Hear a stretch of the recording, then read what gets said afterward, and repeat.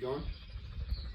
All right, this is version 2 prototype of the bin bladder, and the initial changes to it is the way in which I constructed the net.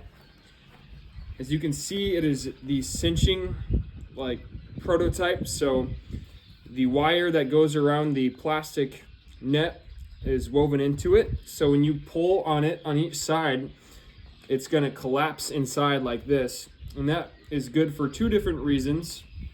One, we can now apply pressure from the outside of the bin on the outside walls instead of from the top down from the ceiling. So you're not putting as much pressure on the ceiling of the bin with this type of method with the bin bladder. Secondly, this is a bigger model. So this is 1 foot and 7 inches, I believe, which comes out to be 1.58 feet. So when you scale that up to a 34-foot bin, this is 21.5% of a 34-foot bin.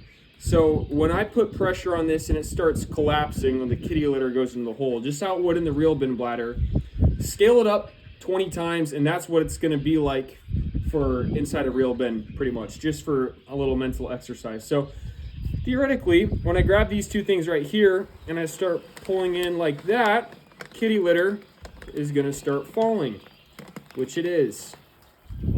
And then there's a sensor in that center hatch, so I stop. Unfortunately, I need to make this hole bigger for the center hatch so that it doesn't get stuck in there like that. But in a real life scenario, in a bin, your center hatch isn't going to get stuck with corn. When it gets to this stage, the kitty litter is maybe a little too big to be truly representative of corn, but it's serving the purpose for right now. And as you can see, you just put on a little bit of pressure each time and corn begins to drop. So with the cinching, not only is it going to pull up like this, or pull together like this and cinch it together, but it's also going to pull up ideally. So when there's not enough, or when it finally starts going like that and there's not so much weight, the net's going to start lifting up actually. So the cinching is your inside pressure, and then you still have the upwards with the cables that are connecting outwards.